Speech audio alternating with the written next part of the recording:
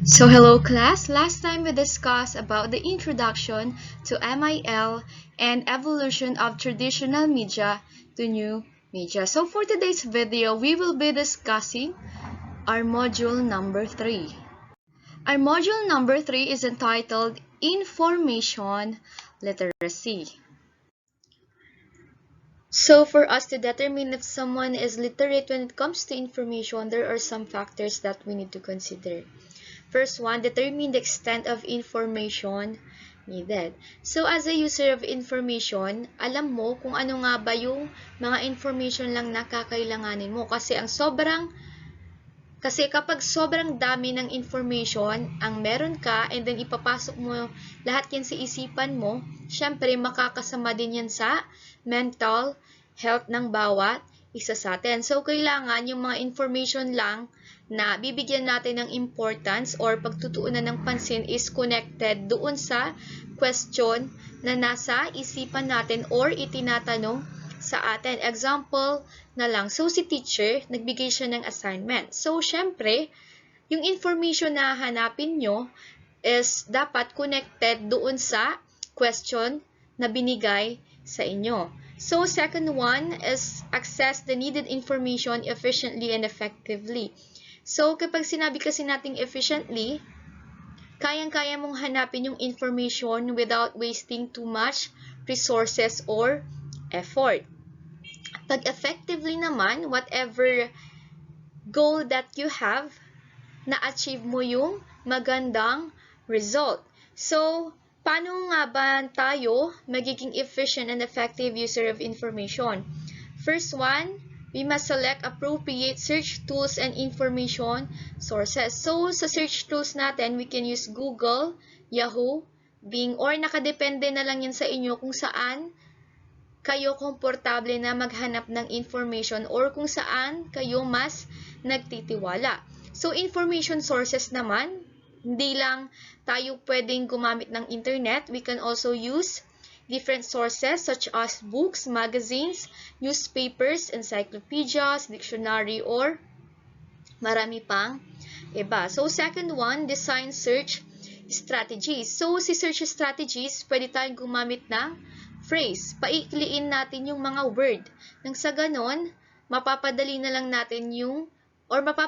lang yung paghahanap natin ng information. So next, implement search strategies. So kung nakagawa ka na ng mga techniques mo kung paano ka maghanap ng information, kailangan i-apply mo yon.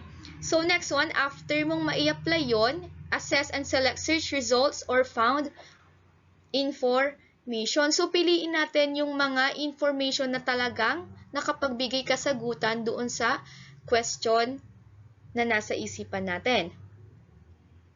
So, next one, manage and record the relevant search results or the found information. Kailangan mag-take down notes ka or i-save mo yung mga importanteng information nang sa ganon maipag-combine mo sila at compare mo.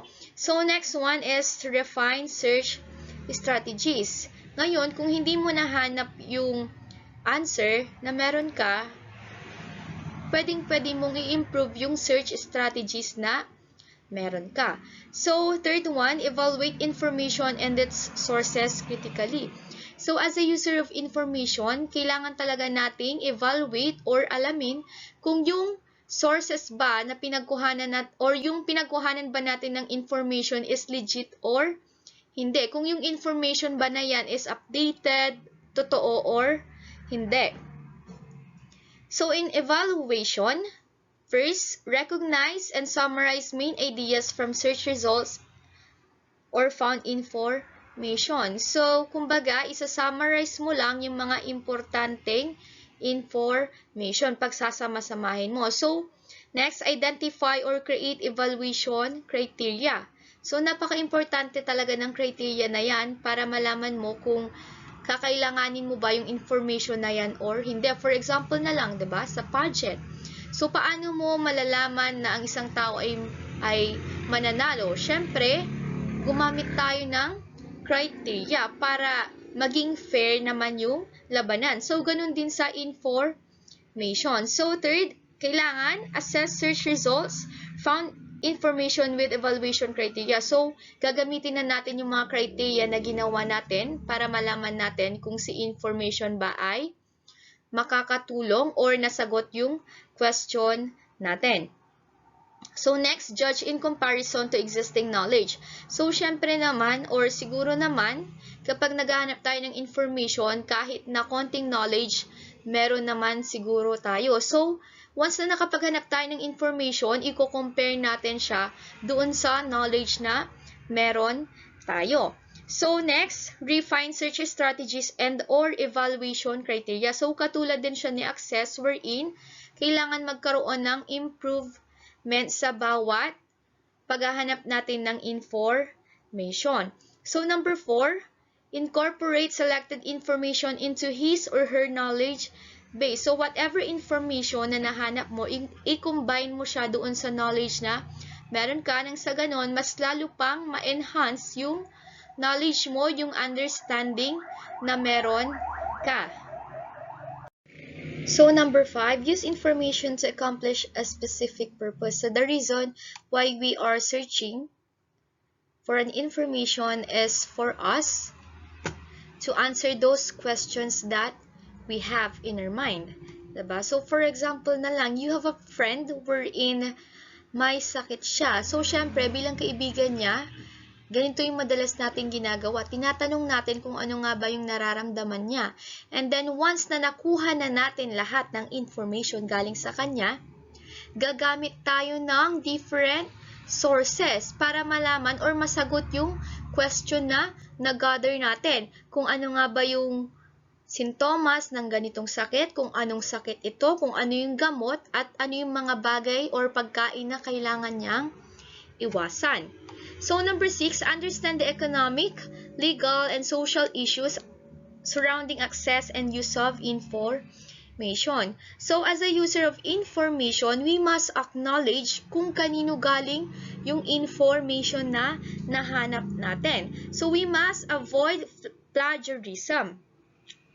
And then, kailangan whenever we are sharing information with others, we must use appropriate communication medium, format, and the technology. So, number 7, access and use information ethically and legally. So, dito, kapag gumagamit tayo ng information, bukod doon sa pagsasite natin ng mga references na pinagkuhanan natin ng information, kailangan sumunod din tayo sa rules and regulation. So, for example na lang, 'di ba, sa YouTube. So, merong rules and regulation sa pag-upload ng mga video doon. Kailangan sumunod tayo sa sinasabi nila. So, we must also acknowledge the use of information sources in communicating the product or the performance. Huwag nating kakalimutan na i-include yung mga resources na ginamit natin para hindi tayo makasuhan. So, what determines your need for information? It depends on your prior knowledge and experiences as well as your goals and objectives. So, as a user of information, kaya lang naman tayo nagkakaroon ng eagerness na maghanap ng information is, una, wala talaga tayong kaalam-alam sa isang bagay. At yung pangalawa, konti lang yung nalalaman natin at gusto pa nating ma-develop or ma-enhance yung information or knowledge na mayroon tayo. So, needs to rely on what questions or problems you would like to solve. So, kanina nakapagbigay ako ng example, which is yung friend nyo na may karamdaman or may sakit. So, dahil doon sa sakit niya, nagkaroon ng reason kung bakit naghahanap ka ngayon ng information. Another example, yung teacher mo, nagbigay siya ng mathematics problem. So, ikaw, since hindi mo naiintindihan yung lesson ng mabuti, magkakaroon katuloy ng motivation na maghanap ng information kahit na alam mong aabutin ka ng maraming oras, gagawin at gagawin mo pa rin lahat ng makakaya mo. So, it also depends on the relevance of the information you seek to the task you are supposed to accomplish. So, Kasi nga, kahit na andyan yung information, kung wala ka namang motivation or reason para maghanap ng information, hindi ka rin magkakaroon ng eagerness na matuto or maghanap ng information. So, dapat dito, meron tayong dahilan kung bakit tayo naghahanap ng information. So, next one, ask yourself who will consume or benefit from the information you are trying to locate. Kailangan mo talagang alamin kung sino nga ba yung nangangailangan ng information na hahanapin mo para magkaroon ka ng motivation. Identify how much you need and its adequacy to address your task. So, dito, magkakaroon lang dapat tayo ng scope or extent sa paghahanap ng information. So, consult your personal knowledge base so that you can plan what else to search to augment what you already know. So, kung alam mo na kasi yung isang bagay, syempre, magpuproceed ka na sa another information. So, dito, kailangan talagang i-check din natin kung ano nga ba yung nalalaman natin para alam natin kung ano pa yung improvement na gagawin natin. So now, let's proceed to the Effective and Efficient Information Seeker by Callison and Tardy 2006. So an effective and efficient information seeker is one who can do the following. First, understands how to utilize a variety information sources and agencies as well as human resources in order to gain useful information. Kailangan, bilang information seeker, alam natin kung ano nga ba yung information sources na gagamitin natin. So, kahit na magkakaiba yan, alam mo pa rin kung paano mag-research or ano nga ba yung strategies na gagamitin mo para mahanap yung kakailanganin mong information. So, kasama din dito si human resources. Alam mo kung sino yung mga taong lalapitan mo at makakatulong sa'yo para ma-develop yung information na meron ka.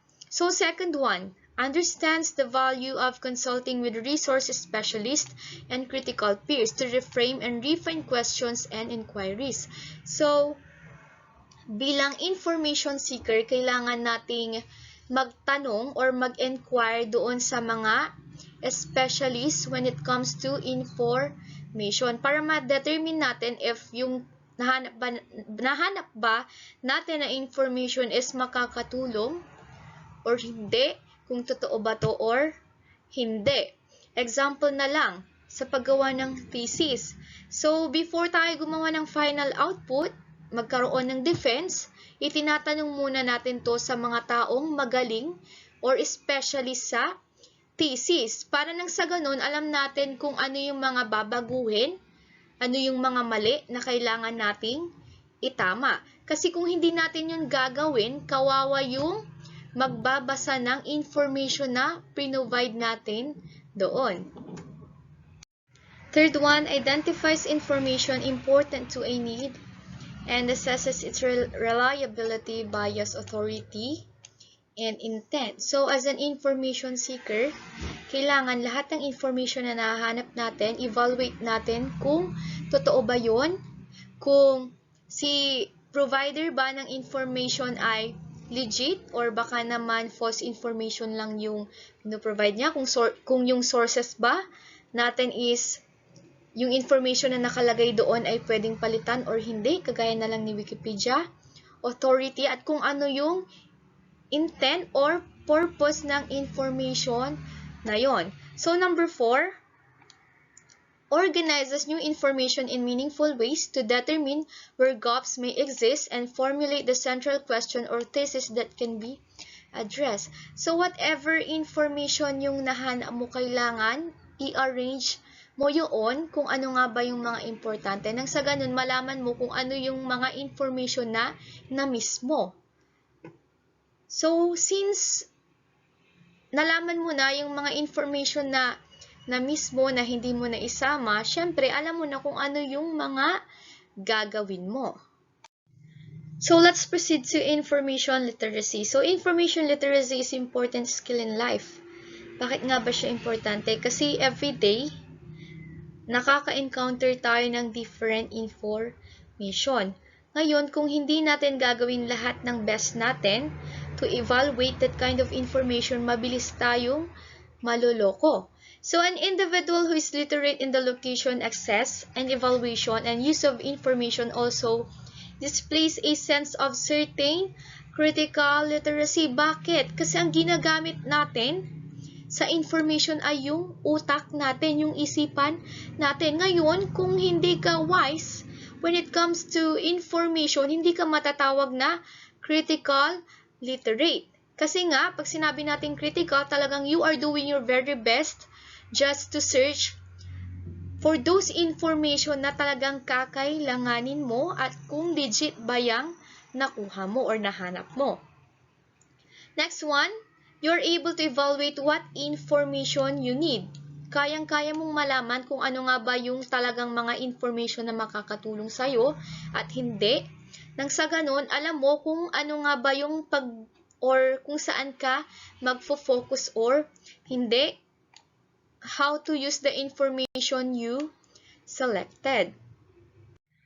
So next is the information fluency. So it is the ability to analyze information needs and to move confidently among media, information, and computer literacy skills, resulting in the effective application of a strategy or strategies that will best meet those needs. So when we say information fluency, it is a set of skills na kung saan makakatulong sa'yo or kailangan mo para mapadali yung paghahanap mo or pag-evaluate mo ng information. It will also help you to become an independent lifelong learner. So dito, hindi ka lang magaling when it comes to evaluating those information. Alam mo rin kung paano mo gagamitin yung iba't ibang media para malocate ang information na kakailanganin mo and then those technology or sources na meron ka. So now let's proceed to typology of information. So first is the factual versus analytical. Ano nga ba yung factual? So these are based on evidences and findings provided by reliable sources. So yung mga sources na to ay talagang mapagkakatiwalaan. So they are providing true information, may actual details. So it includes academic texts such as books, encyclopedias, periodicals, or technical reports na kung saan ginagamit natin sa ating mga pag-aaral. So, next one is the analytical. So, when we say analytical, it is an analysis or interpretation of facts by an individual, usually an expert on the subject. So, example, feature articles, commentaries, or the reviews. So, dito, nagkaroon na ng evaluation yung mga experts sa isang subject. So, example na lang, kapag nag-try kayo na mag-research ng mga sample commentaries, makikita nyo yung iba't ibang pangalan. So, doon, sa commentaries na yun, makikita nyo kung ano yung iba't ibang interpretation nila doon sa factual information na nabasa nila. Second one is subjective versus objective. So, what is subjective? So, when we say subjective information, the information na provide dito ay nakabase sa sariling opinion, interpretation, emotions, and judgment. So, it comes from the expert opinion. So, it is commonly found in the editorial section of a newspaper or in weblog entries of prolific writers. Information is about the discussion and elaboration of a thesis statement which is still anchored on facts. So, may mga pinagbabasehan pa rin sila na factual information even though they have different opinions. So, how about the objective? Information isn't biased and does not lead you to judge the information in a certain way. So, lahat ng information na pinoprovide nila dito ay may katotohanan, merong evidence, may observation before nila i-provide ang klaseng information na yan. Hindi kagaya ni subjective na personal feelings, personal thoughts, and judgment. So, example na lang dito, scientific papers and news reports. So, kung mapapansin nyo, lahat ng ibinabalita through the use of different media, meron silang evidence na nagpapatunay na yung information na yun ay totoo at nangyari. So third one is current versus historical. So a combination of current and historical information provides a more holistic picture. So hindi lang dapat tayo nagka-focus kay current information, dapat maging kay historical. Kasi paano natin malalaman yung mga improvement? How are we going to appreciate kung ano yung meron tayo ngayon kung hindi natin pinag-aralan yung history. So, for example na lang, yung sariling bansa natin. Kung hindi natin pag-aaralan kung paano nga ba yung buhay noon, kung sino yung mga president, ano yung mga contribution nila, hindi tayo magkakaroon ng magandang society ngayon. So, the requirement for the use of either current or historical information depends on the discipline that makes use of them. So, nakadepende na yan kay user of information kung anong klase ng information ang gagamitin niya. So, kay research, pwede si current at si historical. So, let us differentiate the current versus historical. So, pag-usapan natin si current. So, when we say current information, it refers to how up-to-date or how recent the information is. So, dito, tumutukoy yung present day na meron tayo, yung mga napapanood natin sa balita. So, yun yung mga current information na papanahon. So, paano nga ba natin malalaman kung ang isang information ay current or not? Through their publication date of the source material. So, how about the historical? So, information is all but is very helpful in providing insights and comparison of events. Nasabi ko nga kanina, paano natin ma-appreciate or magkakaroon ng improvement kung hindi natin alam yung mga history ng information or ng mga nangyayari. And number 4 is the scholarly, academic, professional, technical versus popular. So, ano nga ba yung scholarly? So, it comes from the academic sources.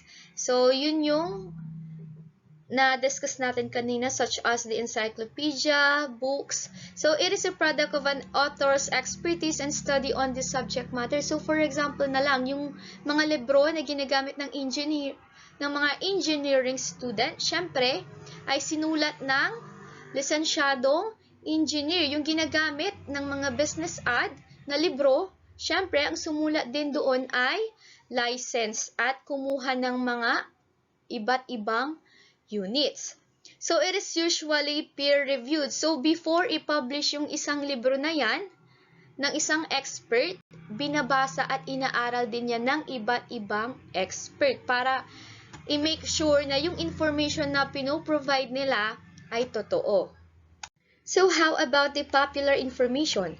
So, when we say popular information, appeals to a general interest and is usually found in general circulation materials such as the magazines, coffee table, books, or online feature articles. So, lahat ng tao dito, makaka-relate sila sa information na pinoprovide ni popular sources or popular information.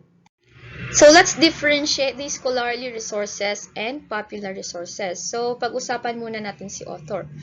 So, kay scholarly, it is written or reviewed by experts in the discipline. So, example na lang, kagaya ng nasabi ko kanina, is kung yung subject na yon is all about engineering, kailangan ang author din ay licensed na engineer. Kung business ad naman, licensed na accountant. Kung teacher naman, kailangan licensed na teacher and etc. How about the popular resources? It is written by the publication's staff or the writer. So, pwede si Wattpad wherein, diba, every one of us can become a writer. We can produce our own output. So, pagdating naman kay audience, kay scholarly, written for researchers or practitioners in a particular discipline. So, ginawa yung information na yan doon sa mga taong connected doon sa information na pinoprovide nila. Ito naman, written for the general public or lay person. Wala siyang pinipiling audience. How about the publisher? So, ang publisher natin is the professional society, pwedeng si organization or the university. Unlike kay popular resources, commercial publisher, pwede kang mag-publish sa bawat or sa iba't ibang publisher. So, when it comes to content, in-depth analysis of topic or report of original research. So, yung content niya talagang hinimay-himay. Inisa-isa yan, pinag-aralang mabuti. So, how about dito? Kay popular resources, it is a review of an event or research project highlighting key points.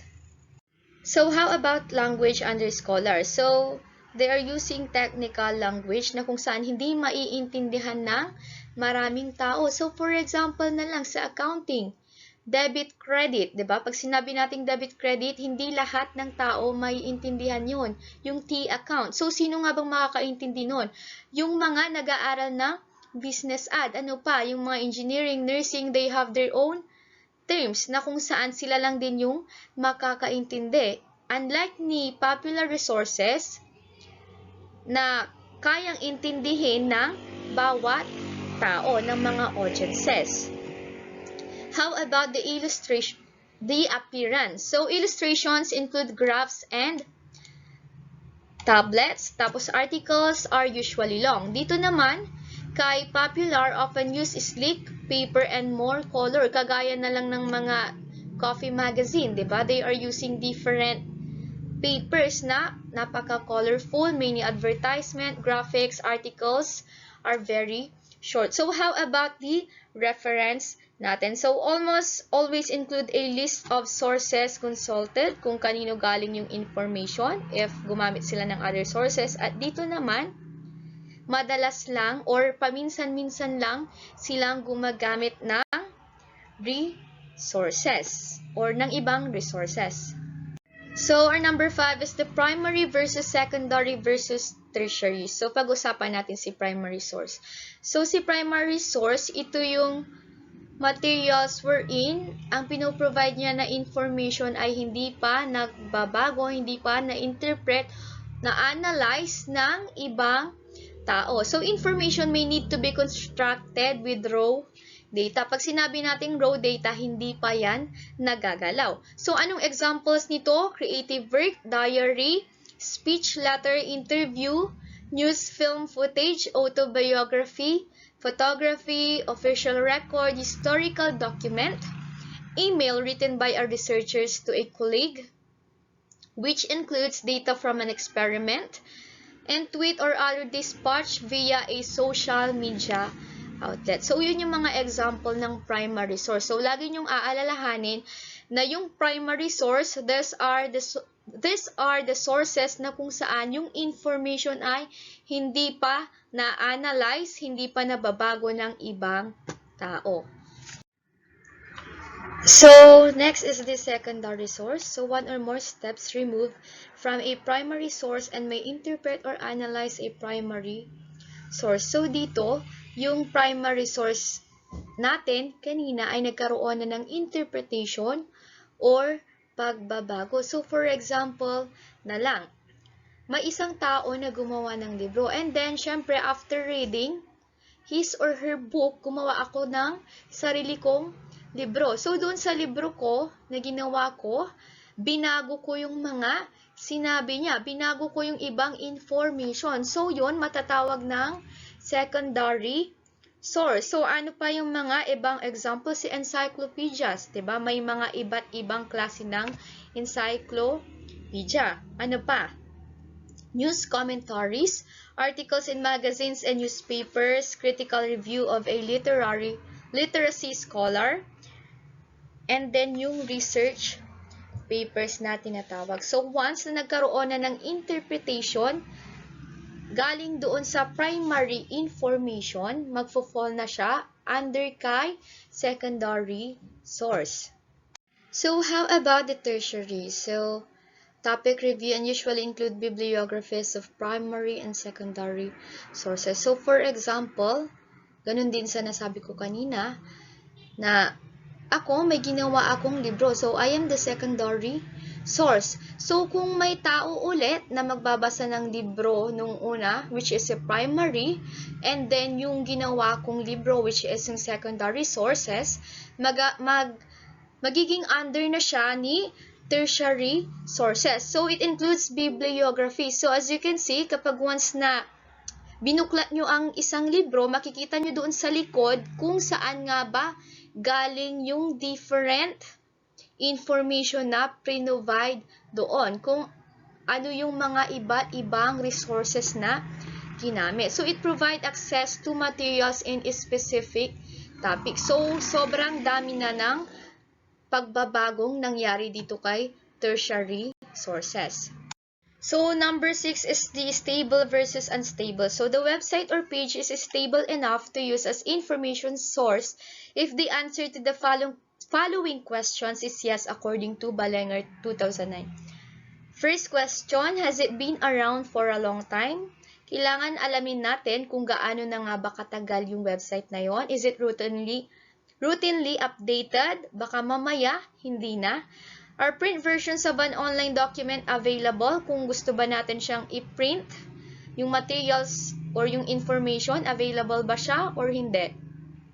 Is the site associated with a reputable institution? Baka mamaya, yung site na yon, yung website na yon, or yung page na yon ay hindi pala kilala yung creator nun. Kapag hindi, matatawag nating unstable yung website or page na yon. Kaya dapat hindi natin pagkakatiwalaan yung information na pinoprovide nila. Kung yes naman yung sagot, then we can use it as our information source.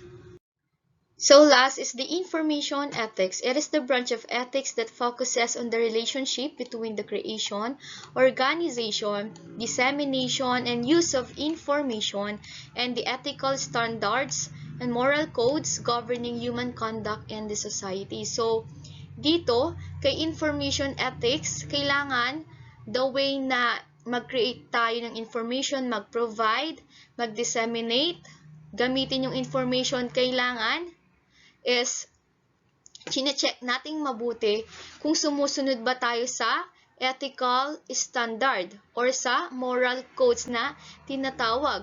Nang sa ganon, alam natin kung ano nga ba yung magiging epekto nito sa ibang tao. Huwag tayo basta-bastang gumagamit ng information. I-check muna nating mabuti kung si information ba na yon ay dumaan sa proseso ng ethical standard at moral codes or hindi.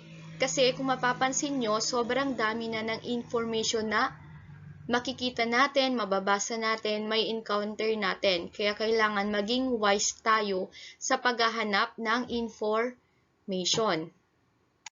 So class, this will be the end of our module number 3. I hope na natuto kayo when it comes to information literacy. And then, thank you rin for your cooperation. Thank you for your time na nakinig kayo sa discussion. And God bless to everyone.